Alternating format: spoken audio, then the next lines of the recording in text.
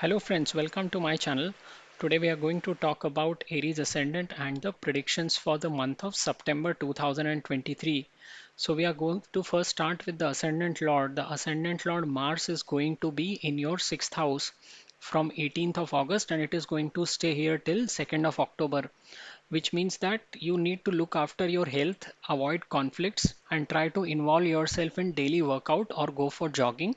You need to look at your expenses and try to curtail them during this month, and only when it is absolutely necessary that you should allow yourself to spend money. You can feed water to birds or feed sugar to ant in the month of September in order to overcome this tricky placement of Mars. Venus is your lord of your self-earned wealth and it has become retro from 7th of August and it is going to occupy your 4th house till 1st of October.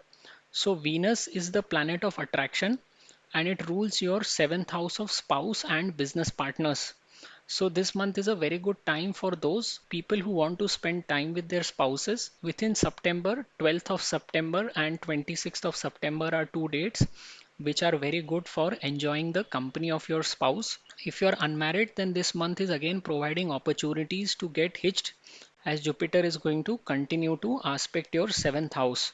So time frame from 8th to 12th of September is going to be an excellent time from the cash flow perspective because Venus also is a natural significator of wealth and luxury and it is also the owner of the second house for you. So it indicates what wealth you are going to earn on your own. So September 8th to 12th of September is a great time for earning money and you also need to take a diplomatic approach while dealing with your family members during this time frame. Most of the people in your ascendants are very straightforward and they speak what is on their mind. It is very difficult for people who belong to Aries ascendant to hide their thoughts. So this is a time when you take a diplomatic approach when you are dealing with your family members. Otherwise, this may result in conflict with them.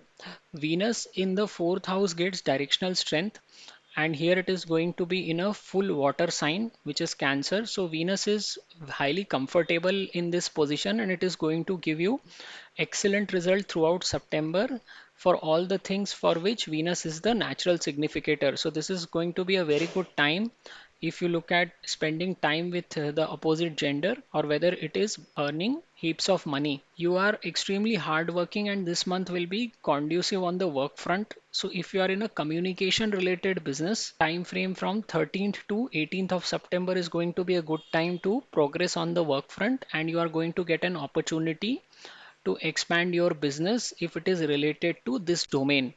Mercury is the lord of intellect and it is going to continue to occupy the 5th house throughout September. It is also going to get the support of house lord sun till 16th of September.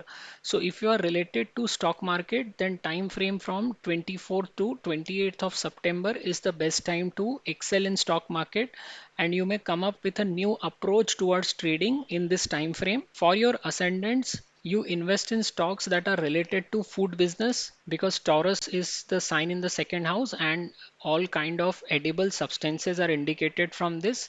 So if you happen to buy any companies that manufacture food or are related to food, then they usually turn out to be pretty good for you as far as profits are concerned. If you are a student, then again time frame from 24th to 28th of September is very good to appear for a competitive exam. Students should be very cautious in terms of whom they deal with in this month and who they call their friends. It is a time to focus on your studies and avoid the company of your friends. The opposition of Saturn and Sun is going to take place in the first half of September. So you should avoid arguments with your kids till 16th of September, especially if you have kids who are teenagers or who are adults. Mercury is also the 6th house lord for you and 6th house lord transitioning through 5th house would mean that this is not a very good month for those who are involved in the service sector. Jupiter is coming in the first house and it is going to provide you stability in the profession and its combination with Rahu here indicates that you are going to take a foreign trip in the month of September. Jupiter happens to be the lord of ninth house for you, which indicates long-term travel, and Rahu also indicates all things which are alien or foreign in nature. So you will see that a sudden opportunity has emerged for you to visit a foreign country, and time till 3rd of October can take you to foreign lands. Now, there are also certain dates where you need to be cautious and avoid taking any key decisions. So, for your ascendant, these dates are in the beginning of month, 1st to 2nd September, and then again end of September, 29th and 30th of September. Just avoid these 4 days if you want to take any key decision. If you look overall, this is a very good time for you to travel to a foreign country, and all those people who are planning to visit a foreign country, whether it is for leisure or for work, will see that their plan is going to succeed. Apart from this, this is also a great time to spend time with your spouse and your family members. You will see a very good inflow of income from 8th to 12th of September. And all those people who are students or speculators, for them also this month is fairly good, especially the time frame from 24th to 28th of September is pretty good. So that's the summary for you for this month. I would request you to subscribe to my channel, and thank you very much for watching. नमस्ते दोस्तों, मैं प्रसाद जोशी अपने channel में आपका स्वागत करता हूं। आज हम जानने का प्रयत्न कर रहे हैं कि मेष लग्न वालों के लिए सितंबर 2023 का महीना कैसे निकलेगा। देखिए, सबसे पहले अगर हम मंगल पे नज़र डालते हैं जो आपके लिए लग्नेश हैं, तो ये आपके छठे भाव में विराजमान हैं 18 अगस्त से लेके 2 अक्टूबर तक के समय में। तो छठवें भाव से जो भी चीज़ें देखी जाती हैं, यानी कि वाद विवाद, झगड़ा, कोर्ट कचहरी, शत्रु और आपकी सेहत, इन सारी चीज़ों के प्रति आपको सावधान रहना है। खास करके आपको अपनी सेहत का ख्याल रखना है। बहुत सारे मेष लग्न के लोग जो है जिम जाते हैं और उनको काफ़ी एक्सरसाइज के प्रति रुझान होता है। तो यहाँ पे अगर आप कोई भी वर्कआउट करते हैं डेली, इस महीने में अगर आप जिम ज्वाइन कर लें, भले इस एक महीने के लिए ज्वाइन करें, या फिर आप रेगुलरली जॉगिंग वगैरह करने जाते हैं, तो ये काफ़ी अच्छा रहेगा आपके लिए सेहत की दृष्टि से। आपको इस समय में ये भी देखना है कि कौन से ऐसे खर्चे हैं जिन्हें आप किए बिना रह सकते हैं, और जो कि बिल्कुल ऐसे खर्चे हैं जिनके बिना आप रह नहीं सकते। ख्याली उन्हीं चीज़ों पे आप पैसा खर्च कीजिए, नहीं तो ये महीना आपके लिए बहुत खर्चीला साबित होगा। इसके अलावा आप इस समय में पक्षियों को पानी पिला सकते हैं और चींटियों को शक्कर खिला सकते हैं। इससे भी आपको आपके सेहत के प्रति काफ़ी हद तक लाभ होते हुए दिखेगा।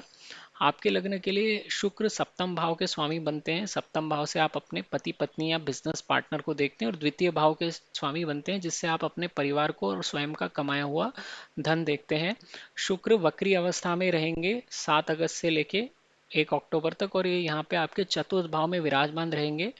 शुक्र अट्रैक्शन का ग्रह है और आपके सप्तम भाव का कुंडली में कारक बनता है। तो ये महीना बहुत अच्छा है अपने घर वालों के साथ समय बिताने का। और अगर आप अपने पति पत्नी के साथ समय बिताना चाहते हैं, अपने किसी भी तरह के मतभेदों को दूर करना चाहते हैं, तो 12 सितंबर और 26 सितंबर 2 दिन बहुत अच्छे हैं अपने स्पाउस की कंपनी एंजॉय करने के हिसाब से। अगर आपकी शादी नहीं हुई है तो ये महीने में आपके शादी होने के काफ़ी अच्छे योग हैं, क्योंकि गुरु की भी दृष्टि सप्तम भाव पे आपके पड़ती रहेगी, और सप्तमेश स्वयं भी चतुर्थ भाव में यानी कि घर के भाव में बैठे रहेंगे। अगर हम धन की दृष्टि से देखें तो 8 से 12 सितंबर का समय सर्वश्रेष्ठ है धन कमाने की दृष्टि से, क्योंकि शुक्र आपके लिए द्वितीय भाव के भी स्वामी बनते हैं। तो ये बहुत अच्छा प्लेसमेंट है। यहाँ पर आपको खाली एक सावधानी बरतनी है कि जितने जब भी कभी आप अपने परिवार वालों के साथ मिलते हैं किसी फैमिली फंक्शन में, या फिर आप अपने रिलेटिव से भी मिलते हैं, तो आपको उनके साथ वाद विवाद करने से बचना है। एक डिप्लोमेटिक अप्रोच जिसे हम कहते हैं वो लेके आपको चलना पड़ेगा। देखिए, आपके लग्न के लोग मन में अपनी बात नहीं छुपा पाते हैं। खास करके अगर लग्न स्थान में ही मंगल बैठा हो तो ऐसे लोग कोई भी बात अपने पेट में छुपा के नहीं रख सकते हैं, और ऐसे लोग राजनीति में अगर जाते हैं तो बिल्कुल असफल रहते हैं, क्योंकि वहाँ पे तो सारा खेल ही लोगों के सीक्रेट्स जानना और अपने सीक्रेट्स छुपा के रखने से है, जो कि आपके लगने के लोग नहीं कर सकते, क्योंकि आप बिल्कुल तेज तर्रार और स्ट्रेट फॉरवर्ड बोलने वाले होते हैं। तो यहाँ पे आपको थोड़ा सा उससे अलग अप्रोच लेनी पड़ेगी, और अपने परिवार वालों के साथ बात करते समय थोड़ा सा डिप्लोमेटिक स्टांस लेना पड़ेगा, नहीं तो आपके उनके साथ आर्ग्यूमेंट्स होने शुरू हो जाएंगे। शुक्र का चतुर्थ भाव में इसको दिशा बल मिलता है, और यहाँ पर ये कर्क राशि में बैठा हुआ है जो कि एक पूर्ण जल राशि है। तो शुक्र यहाँ पे बहुत अच्छी अवस्था में है, और ये आपको पूरे सितंबर के महीने में जितने भी चीज़ों का ये स्वयं कारक है उसके बहुत अच्छे परिणाम देगा। तो चाहे वो पैसा हो, लग्जरी हो, या फिर आपका अट्रैक्शन हो दूसरे व्यक्ति के प्रति, इन सब के आपको परिणाम बहुत अच्छे मिलेंगे। आप वैसे भी काफ़ी मेहनत करने वाले हैं, क्योंकि आपके दशम भाव में शनि की ही राशि पड़ती है। और ये महीना अगर आप कम्युनिकेशन से रिलेटेड कोई भी बिजनेस या सर्विस में है, इस सेक्टर से जुड़े हुए हैं, तो ये बहुत अच्छा समय है आपके लिए कार्य की दृष्टि में प्रोग्रेस करने के हिसाब से। और 13 से 18 सितंबर का समय सबसे अच्छा है वर्क पे अपने प्रोग्रेस करने के हिसाब से। और आपको इस महीने में अपना बिजनेस को एक्सपैंड करने का भी मौका मिलेगा, खास करके अगर आप टेली कम्युनिकेशंस या किसी भी तरह के ह्यूमन टू ह्यूमन कम्युनिकेशन से जुड़े हुए हैं तो। मरकरी यानी कि बुध बुद्धि का कारक होता है और ये आपके पंचम भाव से गुजर रहा है, जिससे कि आप स्वयं का लर्निंग या फिर आप स्वयं की बुद्धि भी देखते हैं। तो इस समय ये बहुत अच्छा समय है 1 से 16 सितंबर तक का, क्योंकि यहाँ पर सूर्य भी अपनी राशि में बैठे रहेंगे, तो बुध को सूर्य का भी सपोर्ट मिलता रहेगा। अगर आप स्टॉक मार्केट में हैं तो ये महीना आपके लिए बहुत अच्छा है, खास करके 24 से 28 सितंबर का समय तो बहुत ही शानदार है स्टॉक मार्केट में लाभ कमाने की दृष्टि से। और अगर आप इस समय में कोई भी नए तरीके को इस्तेमाल करते हैं ट्रेडिंग में, कोई भी नई अप्रोच लेते हैं, तो वो भी आपके लिए पैसे की दृष्टि से बहुत अच्छा रहेगा। अगर आप फूड से संबंधित चीज़ों में इन्वेस्ट करते हैं, यानी एफएमसीजी कंपनीज हो गई या जो भी कंपनीज हैं जो कि खाने पीने से जुड़ा हुआ व्यवसाय करती हैं, तो आप ऐसे स्टॉक्स को लंबे टाइम तक होल्ड करके अच्छा पैसा बना सकते हैं, क्योंकि द्वितीय भाव में वृषभ राशि पड़ती है, वृषभ का संबंधी खाने से है। तो यहाँ पे आप ऐसे अगर किसी स्टॉक में इन्वेस्ट करते हैं तो आपके लिए बहुत अच्छा साबित होगा लंबे समय में। इसके अलावा अगर आप छात्र हैं तो 24 से 28 सितंबर का समय किसी भी कॉम्पिटिटिव एग्जाम में क्लियर करने के हिसाब से भी बहुत अच्छा है। इस महीने में सूर्य और शनि का प्रतियुति हो रही है, देखिए दोनों एक दूसरे के आमने सामने हैं। तो यहाँ पे आपके अगर बच्चे थोड़े बड़े हैं यानी टीनेजर्स हैं या और बड़े हैं, तो उनके साथ इस समय में आपको वाद विवाद टालना चाहिए और उनके साथ थोड़ा सा एडजस्टमेंट करने की तरफ देखना चाहिए। बुध आपके लिए षष्ठेश भी हैं और ये षष्ठेश का पंचमेश से जाना, यानी कि ये महीना जितने भी लोग सर्विस सेक्टर में हैं उनके लिए कुछ खास अच्छा नहीं है। पहले 15 दिन फिर भी थोड़े ठीक है, लेकिन उसके बाद के 15 दिन में कुछ खास आपको होता हुआ नहीं दिखेगा अपने कार्यस्थल पर। गुरु जैसा मैंने पहले बताया प्रथम भाव में आपके आ चुका है और यह आपके लिए कार्यस्थल पे एक स्थायित्व प्रदान करने का कार्य करेगा। यहाँ पे ये राहु के साथ युति करेगा, तो राहु का संबंध सारे फॉरेन चीज़ों से रहता है या ऐसे चीज़ें जिनका इस्तेमाल हम अपने रूटीन लाइफ में नहीं करते हैं। और गुरु आपके लिए नवे भाव का भी कारक है, नवे भाव से आप धर्म, शिक्षा और लंबी दूरी की यात्राएं देखते हैं। तो यहाँ पे लंबी दूरी की यात्रा का स्वामी लग्न में कंबाइन हो रहा है राहु के साथ, तो हर तरह से आपके लिए फॉरेन ट्रैवल बनने की अपॉर्चुनिटी बनती है सितंबर में। कई लोगों के लिए तो ये अपॉर्चुनिटी एकदम से बनेगी, जिसे हम कहते हैं आउट ऑफ द ब्लू। और सितंबर के महीने का पूरा समय आपके लिए फॉरेन जाने के लिए मौके बनते रहेंगे और ये समय आपके लिए 3 अक्टूबर तक ऐसे ही चलता रहेगा। आपके लग्न के लिए जिन तारीखों में आपको सावधान रहना है सितंबर के महीने में, वो महीने की शुरुआत में है 1 और 2 सितंबर और फिर 29 और 30 सितंबर। इन 4 दिनों में आप सावधान रहिए और कोई भी महत्वपूर्ण निर्णय लेना आप टालिए। अगर आप कुल मिला के देखिए तो ये समय अच्छा ही है, क्योंकि आपके लिए फॉरेन जाने की अपॉर्चुनिटीज़ मिल रही हैं। जितने भी लोग अपने पति पत्नी के साथ समय बिताना चाहते हैं, अपने संबंधों में सुधार करना चाहते हैं, उनके लिए भी एक महीना बहुत अच्छा है इन संबंधों में प्रगति करने के लिए।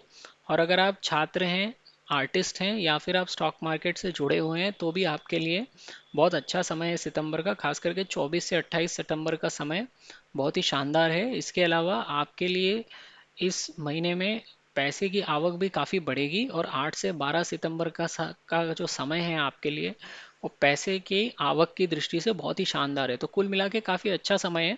आपको खाली अपने परिवार वालों के साथ बात करते समय थोड़ा सा डिप्लोमेटिक अप्रोच लेना पड़ेगा, पर कुल मिला के आपके लग्न के लिए सितारे काफ़ी फेवर करते हैं आपको सितंबर के महीने में। तो आपकी समरी है इस महीने की। आपको मेरा वीडियो पसंद आए तो मेरे चैनल को ज़रूर सब्सक्राइब कीजिए। ये वीडियो देखने के लिए आपका बहुत बहुत धन्यवाद।